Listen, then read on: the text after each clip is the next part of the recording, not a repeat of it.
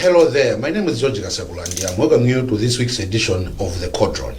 This is a program that tries to specifically get the views and perspectives of editors on matters that are important to you viewers. So we look at the top story in Malawi, we also look at the top story on the international scene, and then we also give you a peek view into the media, sector, so that you know about one thing or two that is trending there, and then you will get the views of the editors. You might wish to recall that this program used to have 4 people on the set, so I would invite 3 other editors apart from me as host. But because of the COVID-19, we have been reducing the set so that we stay safe. And that's why today I'm joined by Aubrey Njulu only.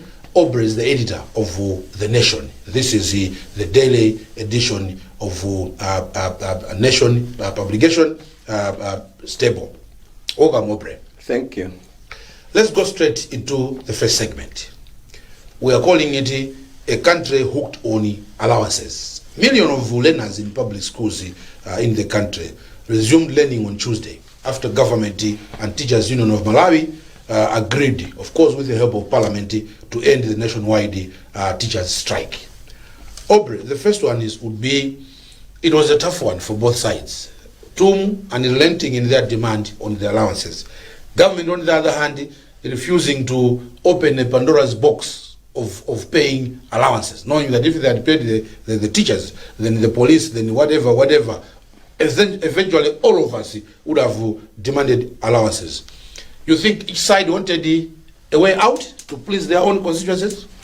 Yes, I think each side was in at the beginning of the whole impasse. I think you could say that both sides, none of them was willing to give in. Yes, and the teachers stood their ground that they, by going back to school without a risk allowance, despite government, the Minister of Education assurance that they had sorted out issues of PPE, the personal protective equipment, and even decongesting of the schools and the like. They said that they still needed something because they felt that they were being exposed. Yes. On the other hand, government, the Minister of Education, said that would be unaffordable, the demands they were making, because from what we gathered earlier on, the teachers wanted the allowances tailored along the same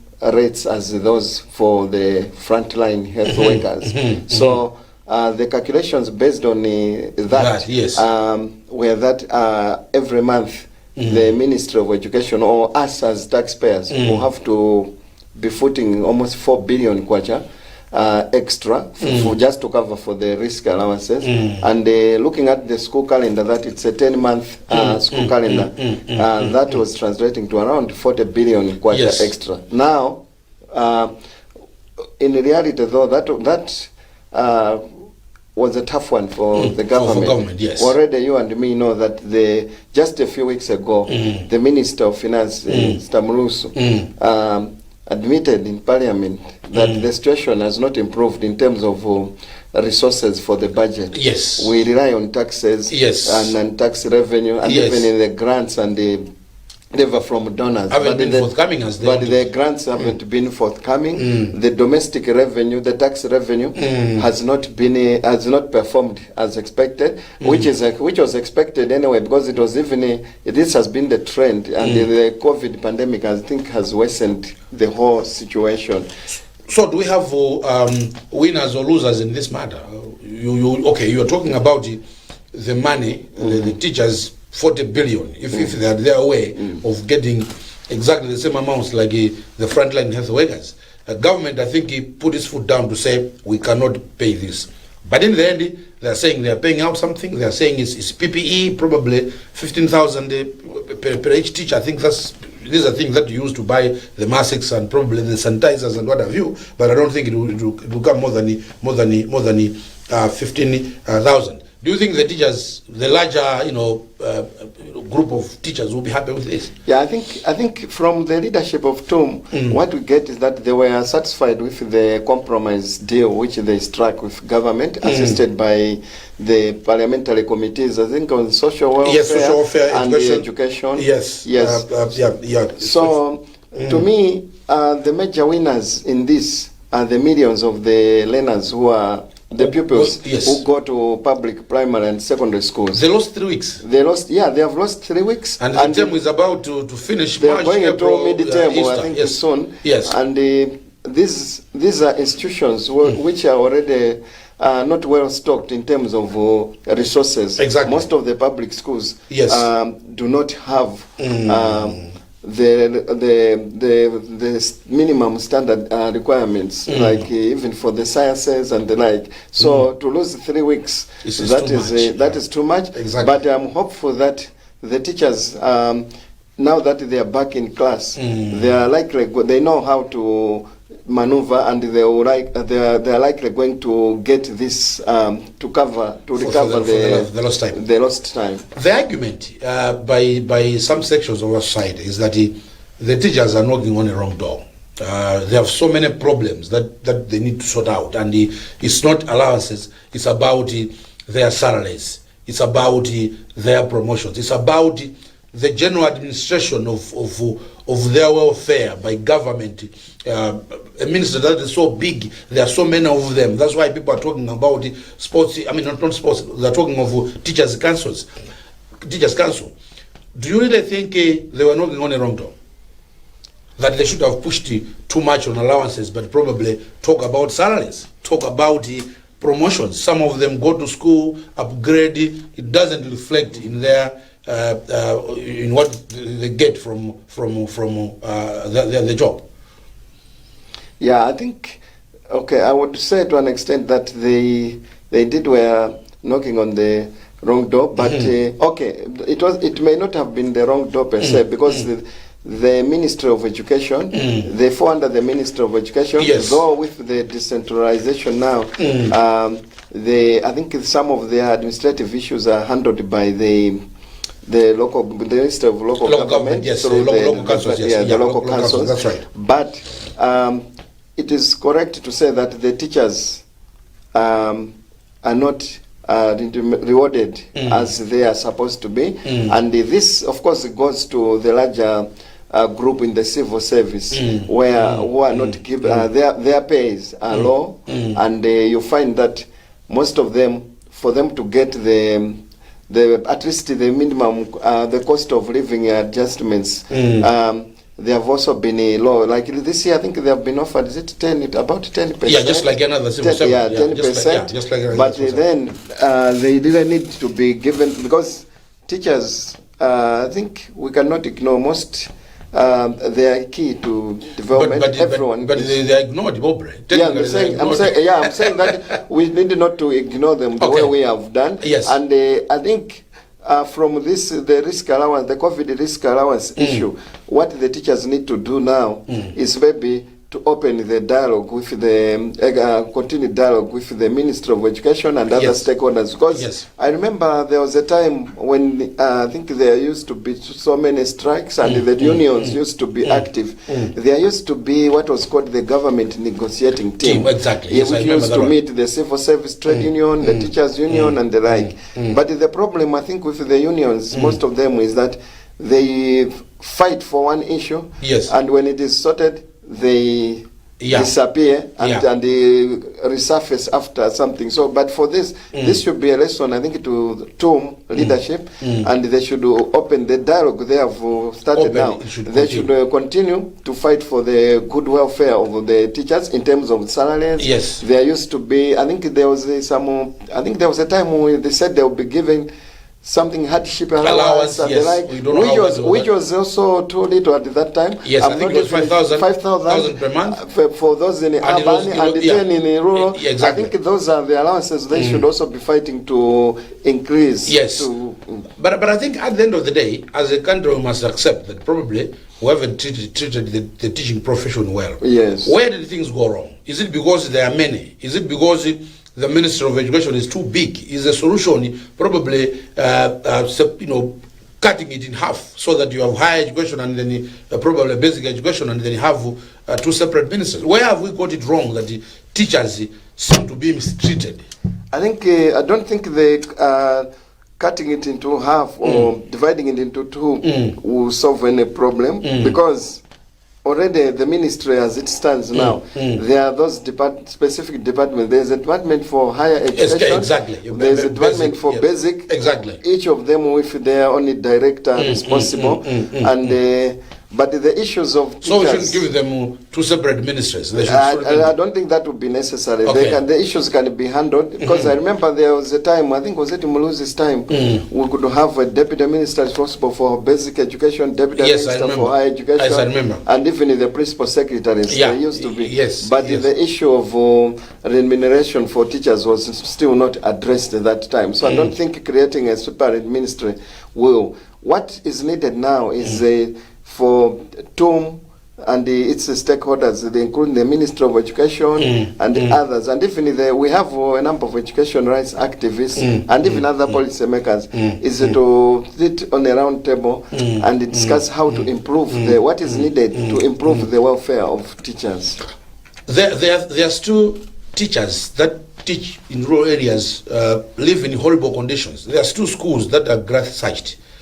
Does the condition of education in general in Malawi, especially basic education, is it a reflection of the fact that the country is poor, or probably, although we are poor, something can be done?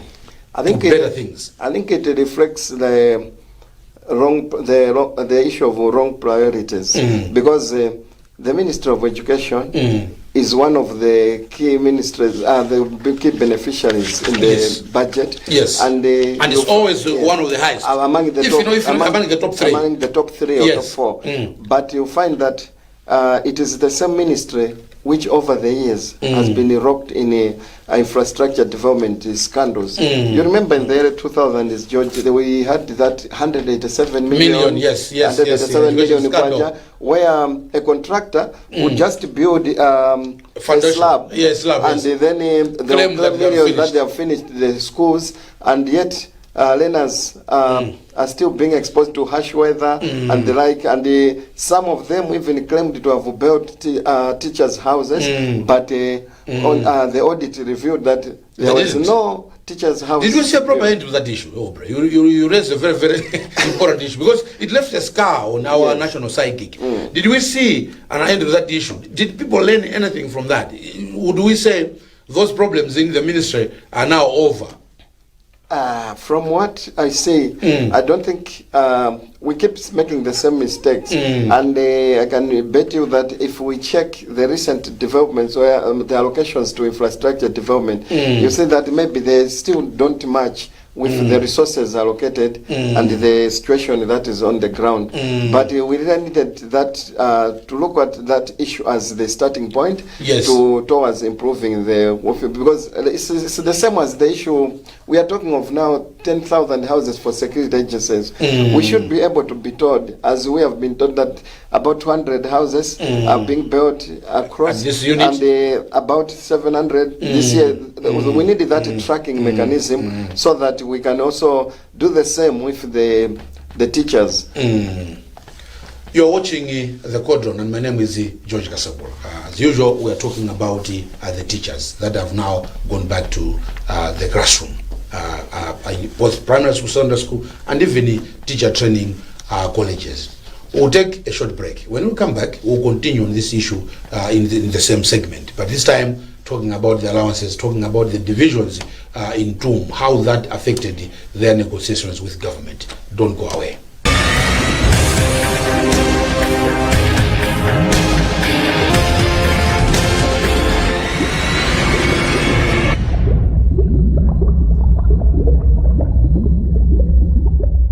Welcome back. This is the Cauldron on Times TV, or TTV if you want, and I'm your host, George Kasawala. I'm joined by Aubrey. Aubrey is the editor of The Nation under the Nation Publication Limited Stable. That's the daily paper that comes out from Monday to Friday. It's edited by Aubrey here. Let's proceed, Aubrey. So many things. Yes, please. Yeah, we need to sanitize. We need to sanitize. During the negotiations that TUM was having with government, we saw that somehow it was also divided.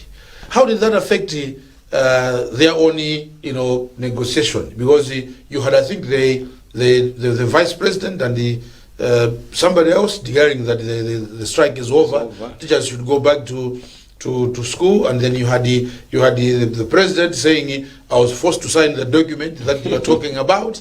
All those issues. How did it reflect on TUM as an organization? Does it really represent all teachers in this country? I think those developments reflected what I can say divisions, and when you are bargaining and there are those divisions, it weakens your bargaining power. But to an extent, it may also be fair to say that it may not have been an issue of TUM's own making, because you and me have been there before, of course, and we know that the machinations that also go. It politics, is also possible that the government or the political parties in power now, it's possible they could also pick because the governments have been using this divide and rule tactics. Is that good, Aubrey? It's not good. It's not good because at the end of the day, while such tactics can work on. For them as the sponsors, but for the larger group, which was bargaining, they get a raw deal. So that it does not work. We shouldn't encourage that divide and rule tactic. But what this means is it also calls on the unions or other agencies that represent people to be strong-willed and united, and not fall prey to such tactics. You have raised the issue of politics, that probably politics had a hand in this. Let's look at the role of the opposition in this whole scenario of TUM going to on a sit-in. When you listen to what the DP, for example, which is the main opposition party, what they were talking about in Parliament, it was like pay them. Was that right, or they needed to show maturity and probably, certainly give a contrasting view, but in a mature manner? I think it wasn't right, especially the way I think the former Minister of Education, Wright Saka, yes, he was claiming that during the DPP there was no strike by teachers, but come on, there couldn't have been a strike because. During the DPP's time, when the coronavirus was declared a global pandemic, and I think by 22 March or thereabout, all schools in the country were closed. Exactly. And then even when we were having the court-ordered elections on June 23, the schools were still closed. Yes. And I remember that President Chakwera, in around September, when he made a statement that the schools can now open partially, there was also resistance and the like. So there couldn't have been a strike because the teachers were the schools were closed. So you might say probably it's just politics. It was just the politics, but there was no concrete or tangible solution which they offered, but the opposition could also have done much better than politicizing the whole issue. Because the students who are learning, who are suffering, it's not like they are members of the party in power now or the opposition and the like, but they are Malawian children who will leave this country to them to lead in the future. Exactly. At the end of the day, Aubrey, all this rabble of teachers demanding allowances at the time when most taxpayers are saying, let's put a cap at this. It's really, it's like a deja vu. It's like saying, oh, again, are the public officers getting it that the Malawians at large want the issue of allowances probably capped and controlled? From the look of things, you'd say that Okay, since they are beneficiaries Yes. of the allowances, Yes. it's natural for human beings that they would want to get their allowances. Yes. But then there is also the issue of justification and the sustainability Exactly. of the same allowances. Yes. Maybe the message to be put across is that people are not against the allowances, no. but there should be justification why someone is getting an allowance. that allowance, Yes. and even the rates. They shouldn't be as exorbitant as some of the allowances which we have seen, the rates we have seen flying around, deflecting.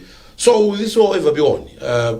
Because when you look at the behavior of TUM, for example, they were saying no allowances. And most people agreed that those allowances were not justified. Yet they still went on to say we're not going back to the classroom. The Malawian, the taxpayer, should we just accept that probably our money, most of it will be spent on allowances? Should we be resigned to our fate? No, that's not the solution. Yeah. I think there's this new, is it, I don't know whether they call it a task force. Yes, led by Vice President. The Vice President, Yes, and yes. it is including a number of people from the private sector, Yes. the academia, and I think even the public sector, which is reviewing the systems and the other issues, incling the allowance structure. They've called for submissions yes. of views from the public. I'm hoping that if that issue, if this task force addresses at the end of the day, they have been given, is it 3 months? 3 months. Yes. Yeah, if they can address this, there will be clarity at the end of the day. The other issue that they must address is the procurement. Yes, yeah, procurement, that's even the expensive contracts. Procurement, because you look at the issue of the schools, the PPE for schools. Yes. We learned that these plastic buckets, the 20-liter buckets, Yes. which we buy in town, Yes. around 2,000, yes, some exactly. 1,500. Exactly. We learned that they were being quoted at somewhat 20,000 each, and somewhat, Yes. is it 30,000? You can understand the anger among the Malawians, because I think we have had too many commissions of inquiry, too many task forces, over 80 since independence. and the task forces and the like. But at the end of the day, you find that most of them, you don't see the results on the ground.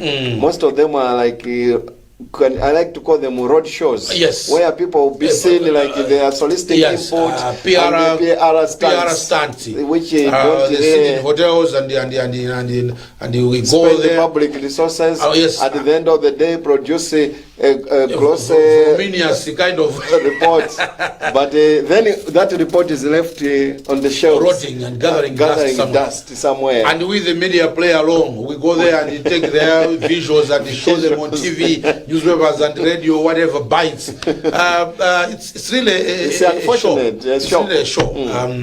But one hopes that probably this one will come up with something different.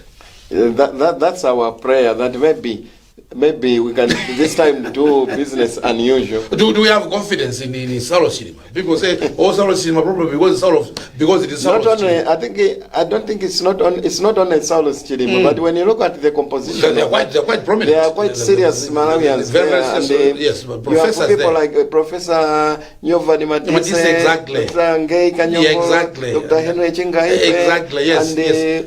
And some retired, top civil servants. Yes. So I think we can give them the benefit of the doubt that because most of the people we are mentioning who are in that committee, I think they are people who are rated higher in this country, and they wouldn't want to leave a bad legacy that they were also part of a roadshow that yielded nothing. On the part of government, as we are winding up the topic of teachers, they have promised a number of things to teachers. From here, where do we go?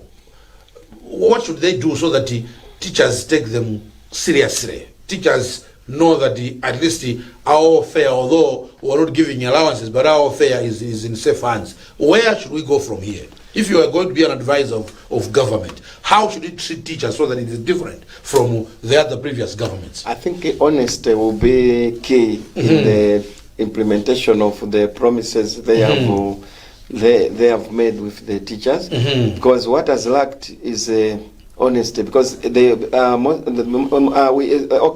issue, the most in the past, the issues have mostly been handled in a firefighting manner, where when the fire is put off, you forget about the solutions that we need a fire exit door here and the like. You say everything, you go back to normal. I would suggest that they should also have. They should also work out the clear timelines. Exactly. The timelines which can indicate that between this year or this period we'll be doing this, this, and then that can be checked and even made public, so that people can also, the stakeholders, to the stakeholders mostly, they should be able to see what is happening. The other issue that clearly came up is the fact that the people are saying these children in government schools are not learning, but you have other children from private learning, and people are saying the danger of this is that you are creating a chasm, you are creating a class society. How far true can that be? They're going to write some exam at the end. They are, most of them, especially those who write the national exams administered by money. Same exam. Yes. And in most cases, most of those the private schools, they are better resourced. Most of them. Of course, there are also some private schools which are not fit to be maybe schools, but there are several of them which are well resourced in terms of even the books, and even the labs and the like. And the learners in such schools are already at an advantage over the poor Malawian children in some remote corners. How can we better resource our schools? I mean, it's the same issue of investment, George, which I raised. When we are talking of building a school is more than the four walls of the classroom. Exactly. There should be teacher, a teacher who should teach them. There should be furniture, the desks, or the chairs. And some are still learning on the floor, and it not even a cement floor. In some cases, it's this clay floor in the which we do in the rural areas. Exactly. So we need to have a serious look at it, an audit of the classroom structures which we have and what is required, because it's very sad that we have, over the years, we have lost some children. It happened in Zomba, it happened in Lilongwe, in Komachi, and in Zomba at the school, in Zomba Rulo, and several other places where some innocent pupils have lost their lives because of, we can call it negligence on the part of our leaders. Exactly. It is time to improve our schools, and what they need are resources. There are schools now where children are learning under a tree. This is reality, and this 21st century. 57 years after independence. Exactly, 57 years after independence. 21st century, it can't go on like this. So the problems of schools is not about just teachers demanding allowances. There are several problems, and the government must know and do something about them. We'll take another break. When we come back, we'll move to the second segment of the program, which is a quick look at the international top story. And today, we are looking at a prince dropping a nuclear bomb in court, of course, on his own family. Don't go away.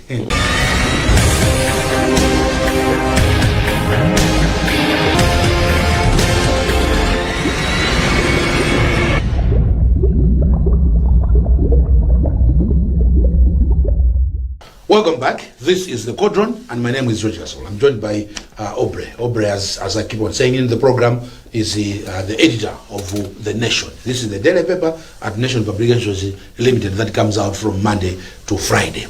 Let's proceed. We're now in segment 2.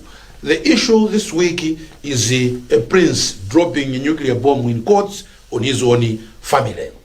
Crisis meetings involving senior British royals took place this week. This follows the Duke and Duchess of Sussex, that's Prince Harry and his wife, Meghan Markle, doing an interview with Oprah Winfrey, in which they said so many things, accusing his own family, their own family, of racism. The first question, Aubrey, the couple, as I said, talked about racism, talked about mental health, talked about bad media, and other members of the royal family. They were being sidelined. They were being sidelined, yes. Quite explosive, isn't it? It was an explosive interview by, I think, it exposed some of the issues which maybe the public dirty linen. The dirty linen in the royal family in Britain, in the United Kingdom, and I noted you could see that here was someone was despite all the glamour in the associated with the privileges. Because the starting point, maybe we can look at, was it last year, was it in March or thereabout, when Harry and Meghan said that they called it quits from they removed the royal gowns and said no, we would rather won't be independent. That was another strong statement which was sent, and then they have been quiet all this time until this interview with Oprah. Is this okay? I know there's a group of people quite vocal that are against the existence of the royal family, and over 10 million, 11 million people, British citizens, watched this interview. What will be its impact on how the British public see the royal family?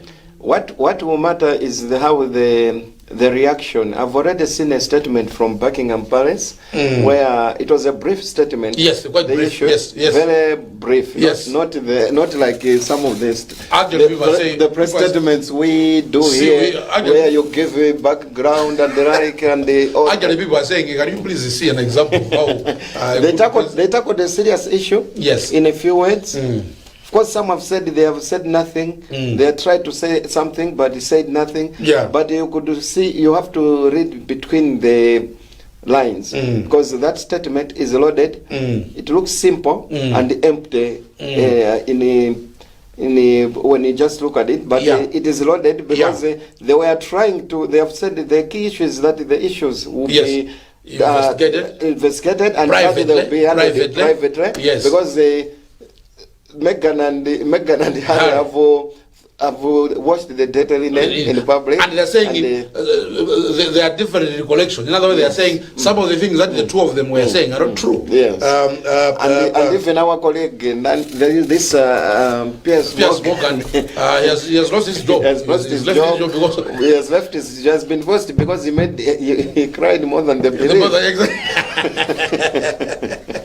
And he had issues. Yeah. Because Piers Morgan, I think he flirted or something with Meghan and he was dumped and exactly. I think he has been a bitter man kind of bitter. But since you raised the issue of the press release, clearly it was short, as you say. Some are saying the idea was that they don't want to enter into endless arguments with the public, with the two of them. They don't want to that it should be a tit for that kind of thing. That's why they're talking of we're going to deal with this privately. Some of the things that they've said probably we don't remember them that way. Clearly they don't want this to be something that should go on and on. They are trying to manage it. Yeah. But it is already, I can say it is too little too late because the public still has the side of which has been given by Meghan and Harry. Exactly. And after yesterday's, the other day's this week's press response from Buckingham Palace, what the public will expect over time is something which will be ironing out clearing the issues, the sticker issues they have raised. The biggest thing, according to many critics, many commentators, is about the issue of racism, where the two of them are saying there are racists in the royal family. Some of them were asking us how dark our son Archie is going to be. In fact, Archie is not Prince Archie because of the fact that he's got some blackness about him, darkness about him.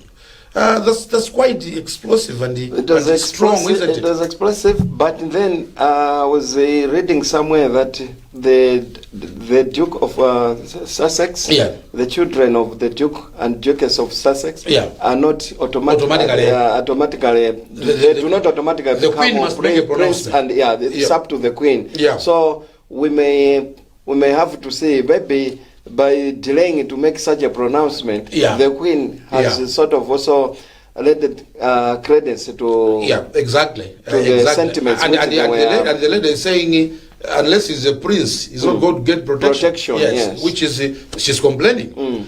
Our only profession, our colleagues have been fingered as well. The way Meghan was portrayed was according to some, it was racist.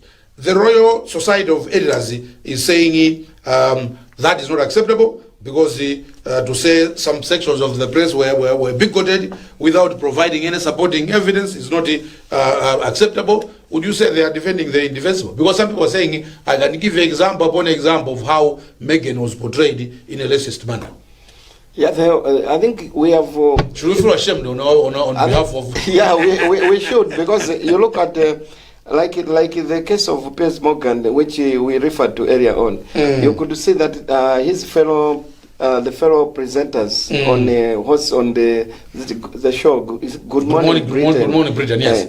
They also condemned him right there. That no, you cannot do this. You can't say that, and he also demonstrated maturity, saying, "Okay, I quit. I have to leave because the audience and even fellow professionals. So it's not fair to paint all of us with one brush, because some within the profession were also not amused with their colleague." My final question is the Duchess Meghan Markle is saying life is so difficult in the royal family. She found it so difficult. At some point, she didn't even want to live anymore. She wanted to commit suicide. And when she approached the film, as she called it, the institution as she called it, she did not get the help. Some people are saying probably it's a case of an American girl failing to acclimatize to the British way of life, understanding the British royal family and playing along. Yeah, I think it's an issue of cultures, background, and upbringing. Yeah, exactly. It happens even here. You will find that it's an issue of what is expected and what we have seen people going into higher positions, public positions, and they still want to be. It's a difficult way to shed off your life. Exactly. Here was someone all her life. She was a free person. Yes, a free person, free American. Yeah, go about her business, and then he went into the restrictions. It's not easy to adapt to such life. Her is being praised by women even here. That what a loving husband. He has forsaken his family and chosen his wife. But still, blood is thicker. Blood is thicker than water. But of course, Harry. All along, Harry has always been his own person. Exactly. He has been his own man, and he has done what he wishes to do. He says, "I'm not going to be king." He's a free-spirited. He's a free-spirited. Then is when we end the segment on the international story. We'll take another break. When we come back, we're going to go to the final segment of the program, which is the newsroom. And today we are discussing the good news that has come from Mr. Malawi, where they are saying journalists have been put together in a group of those that are going to receive the COVID-19 vaccine, because our work is also more risky than the others. Don't go away.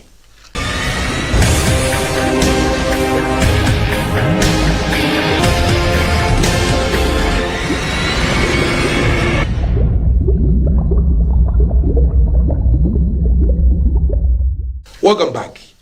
Mr. Malawi has notified its membership that government has included journalists in the priority group of people to receive the COVID-19 vaccine.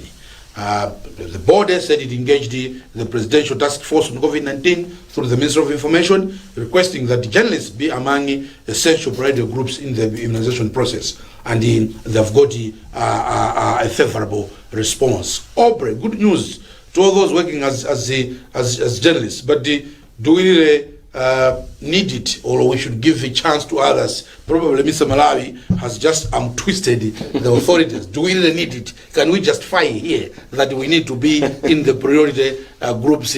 We are at a risk more than the common Malawian. I think we need it. I'm not saying because I'm a journalist, but George, we need it. We are also on the front line of this. Yes, we do interview people. We interview people. We Yes. interact with a lot of people. We go to rallies. I remember even before, in the hospitals. Yeah, the hospitals. Journalists go to hospitals to do stories and the like. We meet all manner of people and the like. So I think we need it. Yes, people want to see fresh content in newspapers, radio, Yes. TV. We must go out into the community. Yeah, because you can't get good stories just by being as in office. armchair journalist. It doesn't work. In fact, we don't like it. We don't like stories that we get stories through the office phone calls and what have you, but we won't go on the ground and get those stories. Yes. On a serious note, the reality is that we too, as a profession, have suffered some huge losses. I can go on here naming journalists that have lost their lives. Yes. Mareza Njakoma, Felix Mponda, Cheumita, Patrick Sempere. The list is endless. So we indeed lost some of our own, isn't it? Yes, and even in the media houses, we have had a lot of positive cases. Yes, yes. Even here, at times we've had positive cases. I know Nation too have had positive cases, and the horrible thing. When you look at the people that we lost, only last weekend we were burying Cheumita, a fantastic person, a decent human being, but also a consummate professional. A huge loss, isn't it? A big loss, it was. Just like all other lives we have lost, both inside the profession and outside. Outside, yeah. Patrick Sempere, a leader that we were always looking up to. Yes. Felix Mponda, very, very expensive. These were veterans who were over 30 days, 4 days. mentoring the exactly. young, yes. Mareza Njankoma, a consummate broadcaster. So probably that justifies that we did need to be immunized. The other issue is we see a Mr. Malawi that is really caring about the welfare of the journalists. Yes. Is this another positive thing from the Teresa Ndanga lady, Mr. Malawi executive? Yeah, that's another positive. It has, in fact, it has performed way beyond expectations yes. during its tenure. You recall that it's under, I think during the campaign for, 3-4 years ago. Yes. Teresa had opted that they put it across that her wish was to see the media having their own home. And now we have that in Nkhani house. Yes, that's right. And because at that time, I think the issues of rentals and the like, sometimes offices being closed by the landlords, it was getting out of hand. But now Misa has that house, which is a good development, and there have been a number of milestones which which need to be celebrated. Certainly, this one is one of them, because actually, as a membership, we didn't know that they were discussing they did it secretly and only came out when it was done. So 2 points to them, isn't it? 2 points to them. We can't. They were not playing to the camera. No, they were doing it. Others would have said it. We are going into discussion with government because we want journalists, but they didn't do that. They simply got on with it, and then they got the positive result, and we're happy. Yes, we're happy. Certainly, we're happy. And on that note, that's where I end this week's edition of the Cauldron. As usual, you are with me, George Kasagula, and I'm joined by Aubrey Editor of the Nation to discuss some of the issues that we have discussed today. My other thanks should go to David Masea for providing the technical assistance in the final control center. Of course, I should not forget Sarah Chirola for helping me produce the program. From everybody here, it's goodbye, and please stay safe from COVID-19.